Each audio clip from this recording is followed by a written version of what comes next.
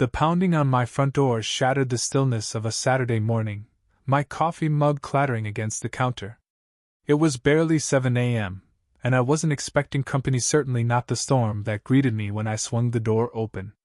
There stood Margaret, the HOA's self-appointed empress, her lime green blazer screaming authority. Clutching a clipboard like a weapon, she was flanked by 2 security guards who looked like they'd binged too many crime dramas.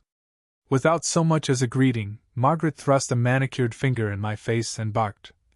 "We've had multiple noise complaints about your property, and we're inspecting your garage. Now." I blinked, still half asleep, wondering if I'd slipped into some absurd nightmare. Noise complaints? I hadn't even turned on a fan. Across the street, curtains twitched, neighbors' phones poised to record the spectacle. Leaning against the doorframe, I flashed a smile sharp enough to cut through her bravado. "Sorry, Margaret, but my garage is private property. No entry." Her face flushed a furious red, her lips quivering as if she'd swallowed a hornet. Defiance wasn't in her script. The guards shifted awkwardly, unsure whether to puff out their chests or back off.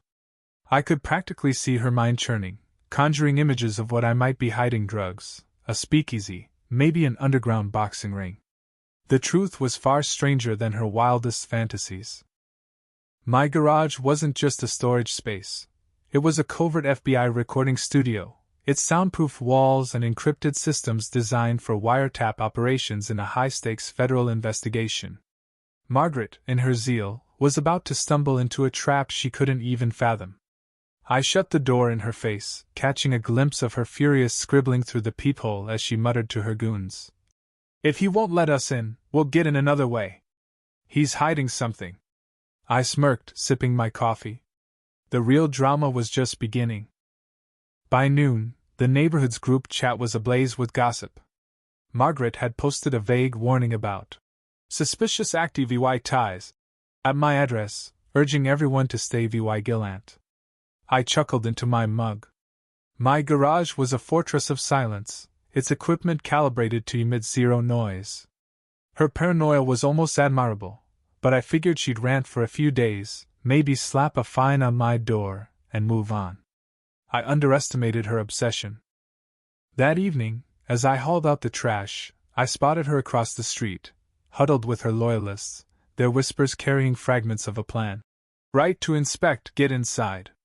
One of them, a wiry guy in a too-tight security shirt, brandished bolt cutters like a badge of honor. They thought they were masterminds. They didn't know my property was rigged with hidden cameras, motion sensors, and alarms wired straight to an FBI field office.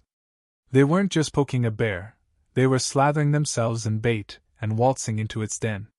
My security feed showed Margaret's crew skulking near my garage, the bolt cutters glinting under streetlights.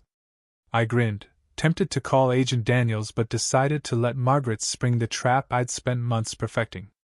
This wasn't just my home, it was a critical piece of a federal sting, locked down and untouchable. She thought she'd catch me off guard. Instead, she was about to grab a tiger's tail. At midnight, the neighborhood plunged into darkness, streetlights flickering out.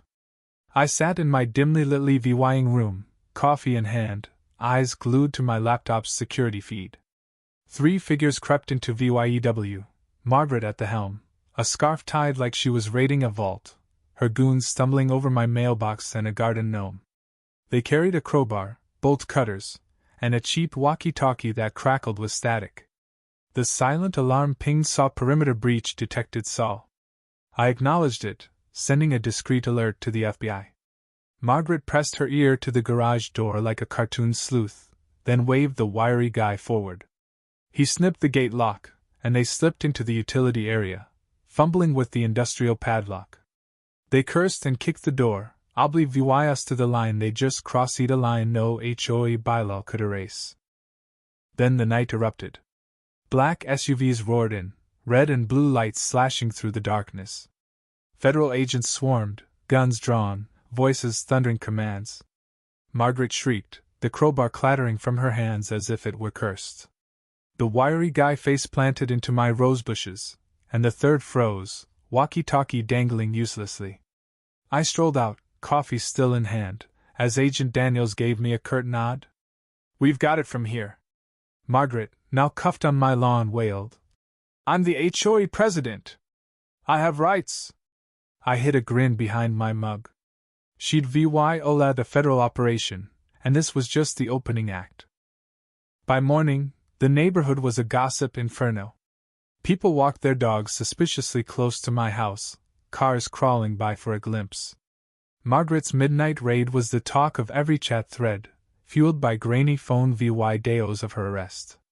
The FBI kept the details under wraps, but the story exploded. Margaret had messed with the wrong guy, and federal agents were involved. I mowed my lawn, while VYing at neighbors who ducked behind shrubs. It was like starring in a low-budget thriller, and I was the enigmatic lead. Margaret didn't back down. By afternoon, I caught her lurking near my property, sunglasses failing to hide her smudged mascara, snapping photos with her phone. She was desperate to twist the narrative, to paint me as the VY lane. My cameras hidden in trees, fake rocks, even solar lights caught every move. She met her loyalists 2 streets over, scheming to frame me as running an illegal broadcast hub jamming emergency signals. My neighbor Tom texted me the details, and I laughed at the absurdity. But Margaret didn't know she was under FBI surveillance, each step tightening the noose. 2 nights later, she struck again. At 11 p.m., Margaret and her crew, dressed like budget ninjas, crept back with a cheap scanner, a borrowed police radio, and a faulty signal jammer. They waved the scanner outside my garage, expecting to catch rogue signals. Instead, they tripped a secondary sensor. Sirens screamed, floodlights blazed, and agents pounced. Margaret bolted, only to trip over a solar light. Her goons were cuffed in seconds. Agent Daniels held up the jammer, shaking his head. "From trespassing to illegal surveillance tech," he said. "Nice work, Margaret." Dirt-streaked and shrieking, she pointed at me. "He's the criminal!" Daniels cut her off. "You're under arrest for felonies, including tampering with federal property." Her jaw hit the ground as they hauled her away. The next morning, news vans circled like vultures. Neighbors set up lawn chairs, sipping coffee as the scandal unfolded. Social media exploded with clips of Margaret's arrest, one video of her rosebush tumble racking up 1 million views. Memes crowned her the clipboard crusader. I stayed low, organizing files for the FBI.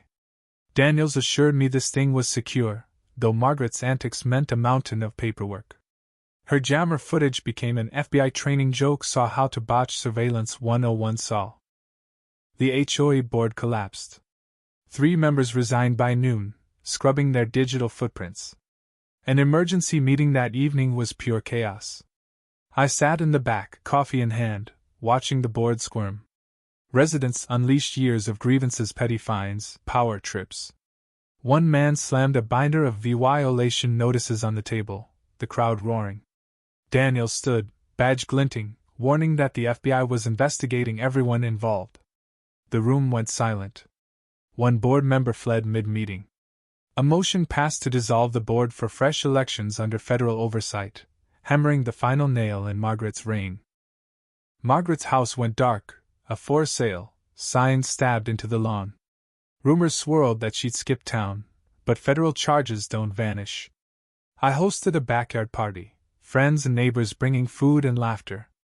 The garage, now a legend, hosted karaoke. Daniels and his team stopped by, presenting a plaque for Outstanding HOA Counterintelligence. The crowd cheered as I accepted it, snapping photos.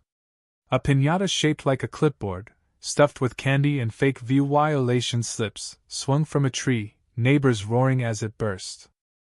As the night faded, I sat by the fire pit, the neighborhood buzzing with joy.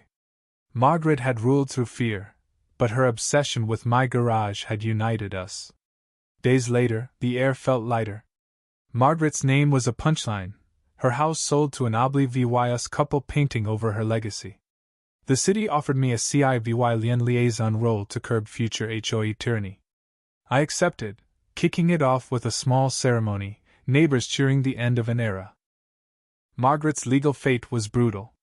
Her lawyer pushed a plea deal, hefty fines, thousands of community service hours, and a lifetime ban from leadership roles. She took it, no options left. Photos of her in an orange vest, scrubbing graffiti, went viral, a perfect karmic snapshot. The neighborhood threw a block party, my garage the star attraction. Food trucks, music, and a dunk tank with Margaret's cardboard grimace drew crowds. Daniels toasted me, calling it a career highlight.